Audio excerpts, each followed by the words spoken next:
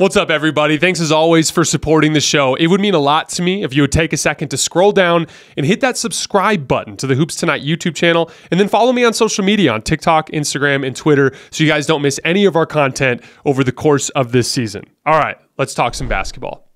All right, moving on to Boston, Cleveland. So just a crazy comeback, down 22 points in the fourth quarter. Dean Wade gets crazy hot. Hits a couple of shots on Luke Kornet, and then gets comfortable, gets kind of into a rhythm. And then from there, like Darius Garland and Karis LeVert just did a really nice job of finding Dean Wade when he was open from there. He hit a couple of shots in transition, hit a couple of shots just kind of relocating off the ball. He was just scalding hot, and Boston kept losing him, and he shot them back into the game. I wanted to credit Georges Niang too. He hit two massive ones, had a relocation three on Jayson Tatum where Tatum turned his back for a second. He kind of went to the top of the key and knocked it down.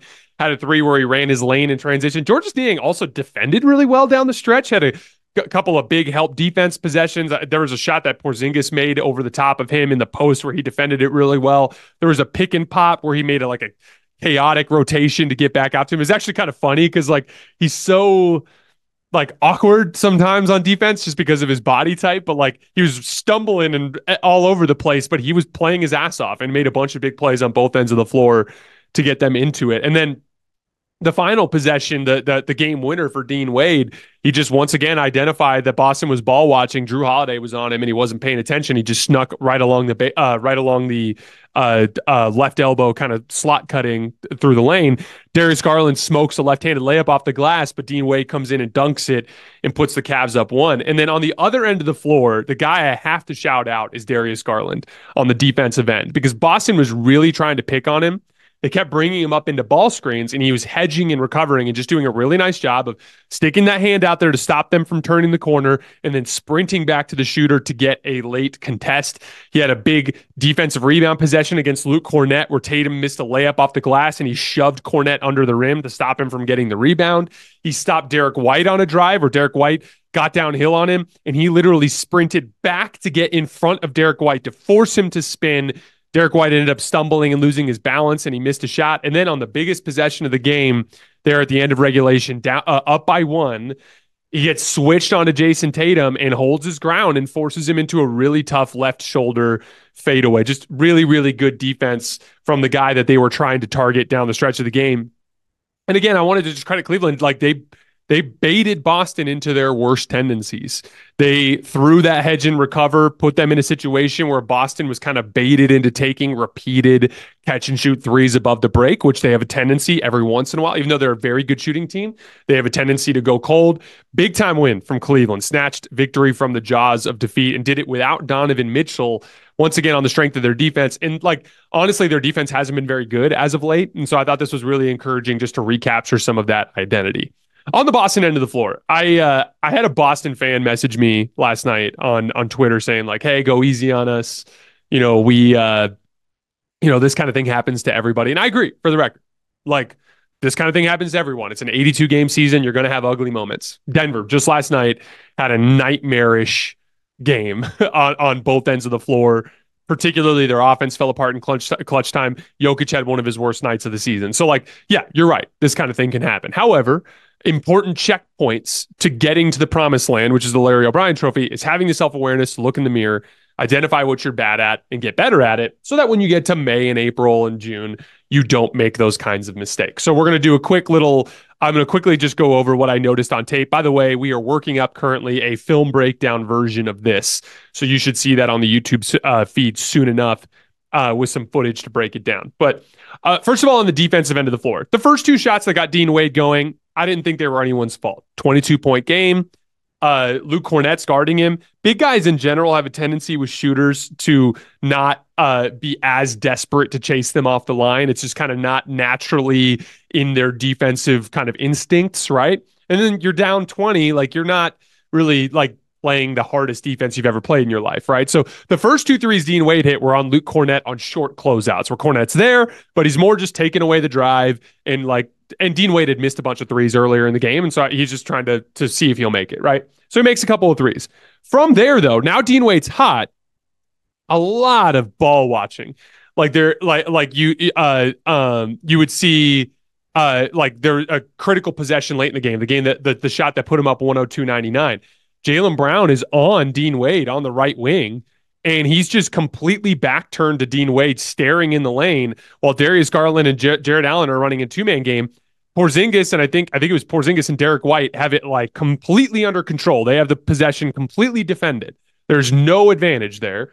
And Jaylen Brown is just standing, staring at the play. Jared Allen gets the ball and ends up throwing the swing pass out to Dean Wade, and he knocks down the three. Another big one, and we're going to talk about their offense in a minute, but some bad offensive possessions led to transition runouts, and they weren't getting matched up in transition. Georges Niang hit a left corner three, not matched up in transition. Dean Wade hit a transition three, trailing the play on a dribble handoff from Darius Garland. Kristaps Porzingis was sprinting back in transition, got below the three-point line, didn't realize he was matched up with the best shooter on the floor and lost him. Like Drew Holiday lost Dean Wade on a key three at the top of the key when he wasn't paying attention in transition. So like it was a lot of ball watching, a lot of just like I talk about like help and stay home decisions a lot on this show. When you are driving into the lane and your on-ball defender is in position to force him into a tough shot, and there's another help defender that's in a better position to do something, and you leave a shooter from a different spot, you're not helping anybody. You're not actually causing that shot to be lower percentage. All you're doing is giving an outlet. That's how you force teams into turnovers. You force teams into turnovers by defending actions 1-on-1 and 2-on-2 and staying home off the ball, at least close enough to the shooter that you're always back in that position. And you want to play the passing lane, because then what happens is when you shut the action down 1-on-1 or 2-on-2, whoever has the ball has to get rid of it somehow. And usually they're looking to get it back out to the perimeter. And when you get them into tough spots where they're rushing, they'll force a pass out there. And if you're in the passing lane, you can force the turnover. When you're ball watching, all you're doing is watching your guys do a good job defensively on the ball while conceding an easy kick out opportunity. And it's one of those things where the offensive approach, we're going to talk about in a second, that's an important part of Boston's issues that they have to rectify, but none of it matters if they defend so damn well that there's just a massive margin for error. And like, again, we've talked about that a lot on this show, but like Boston's defense is so much more under their control than their offense. And they just got really, really sloppy off the ball down the stretch on the offensive end of the floor. One of the things I've talked about and I've been harping on nonstop over the course of the last month is Boston needing to find a way to generate offense on the interior when their jump shots stop falling. From the 9-minute mark, when Boston was up by 22, they missed every single jump shot they took down the stretch. By the way, that can happen. That is a thing that happens in basketball games.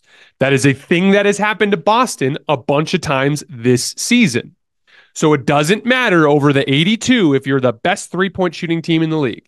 It doesn't matter over the 82 if you have the most volume of three-point shots. It doesn't matter if in that individual game you have gone cold.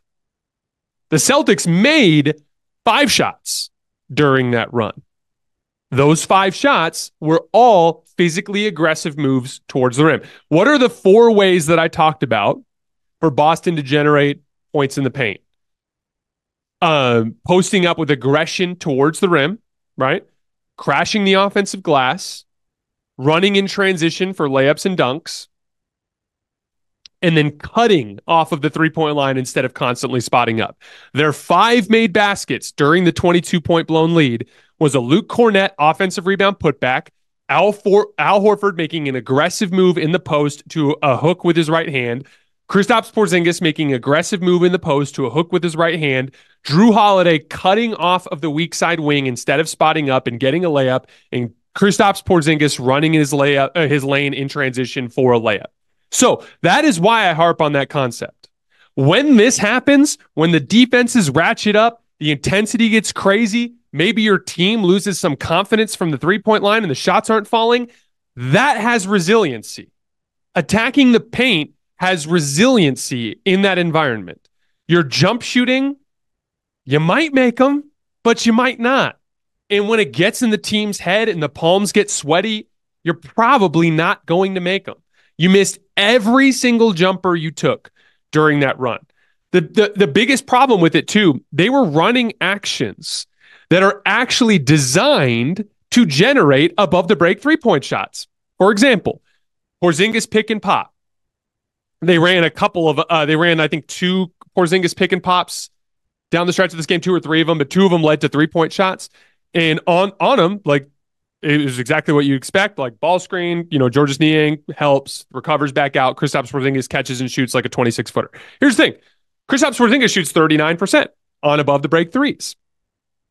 But that means he misses them 61% of the time. And in a game like that, when it's super physical and when there's nerves and there's sweaty palms and all that stuff, it's actually even more likely that he'll miss. It doesn't matter what the shot value is over the 500 of them he might take in a season or whatever it is. All that really matters is that specific possession in that specific game. Can you get a high percentage shot? And like that action is going to lead to a shot that Porzingis is going to miss probably 2/3 of the time in a big sample size. But in that sample size, it's far more likely that he's going to miss just because that's the way the game is going. Also, they were picking on Darius Garland. And the idea behind it is set a ball screen. Let me get Darius Garland switched onto me. If I get Darius Garland switched onto me, then I can be aggressive. But they couldn't identify that Cleveland was hedging and recovering. So if Darius Garland is hedging and recovering and you're setting guard screens, they are going to result in above the break threes because you're going to come off that ball screen. Garland's going to hedge. You're going to have to pull back. As you pull back, the shooter is slipping to the 3-point line. You're going to throw it to him and you're going to get a 3-point shot off of it, right? Jayson Tatum missed an above the break 3 off of a pick and pop. Jrue Holiday missed an above the break 3 off of a pick and pop. They were running actions that were leading to that specific type of shot. Why it's concerning is they were actually able to get better matchups and get opportunities to attack the rim, but even when they did that, they either couldn't sustain it or they rushed the situation. First, not sustaining it. There was a stretch there at the beginning of the run where Jrue Holiday and Al Horford were running pick and roll. They were trying to pick on Sam Merrill. This was before the starters came back into the game. They run a ball screen.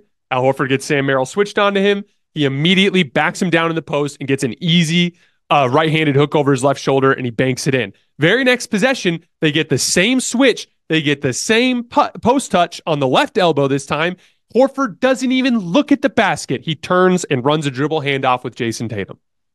Just immediately bails on it. They just got it to work, and they immediately bailed on it. That's one of those things where the really smart teams in the league will go, this is our advantage. Let's keep going to it. And then the second one is when they got advantages rushing the situation. I talked about Darius Garland stopping Derek White on a drive. Derek White comes off the ball screen. It was out of a horn set. Darius Garland does a really nice job beating him back down the floor. Cleveland goes home. Everyone stays home. Georges Niang had rotated, but he sprinted back out to the perimeter. He is on an island with just Garland, not a defender within 8 feet of him. And instead of slowing down, turning his basket, and taking his time bullying Darius Garland into the basket, he rushes a spinning shot and he loses his balance and falls over and misses the shot. And then that actually led to a transition run out for another bucket. Then there's another one, big possession late in the game. They run a ball screen. They get a switch. It's Georges Niang on Tatum, Jared Allen on Kristaps Porzingis. Jared Allen, they just run the switch. Jared Allen is still right next to Tatum with Georges Niang. Tatum has the switch he wants. Instead of pulling it out, there's tons of time on the shot clock. There's 14 seconds on the shot clock. Instead of pulling it out and going further to the side to create some space, maybe even clearing the corner and working on the empty side and trying to beat him off the dribble and get to the basket to the layup, Tatum spazzes out, just spazzes and immediately starts trying to drive on Georges Niang. Jared Allen's right there. And so guess what happens? Porzingis, because he didn't move over far enough, Jared Allen's in this position where he can help and then get a good closeout on Porzingis. So Tatum drives into Jared Allen, throws the ball back out to Porzingis, and we get another contested above the break 3. If he literally just would have chilled for a second and took it 2 or 3 steps off to the right, now if he drives and gets Jared Allen to help, it's a wide open 3 for Kristaps Porzingis, not in a movement situation where he's sliding out of a ball screen, but he's standing squared up to the basket. Or maybe you can turn the corner and Jared Allen doesn't help enough and it stays home on Porzingis and you get some kind of layup. But it's there's no patience. There's no diligence. There's no let's be super particular about getting the right shot in this situation. It's the same kind of free-flowing offense that you see in the meat and potatoes of the game. And again, they'll have cold stretches like that in the meat and potatoes of the game too, but it usually doesn't matter because they'll get hot at a different time, make a bunch of shots and win. But in these late game situations, when the shots aren't falling, they have to do a better job of identifying where their advantages are and being super diligent about getting the ball to the right spots for the right shots. And again, it's just a bad night. Bad nights happen. They've been kicking everyone's ass. They've been the best regular season team in the league this year. But we know this is what it looks like when Boston loses. They have to identify these things and fix these problems before they get to the postseason.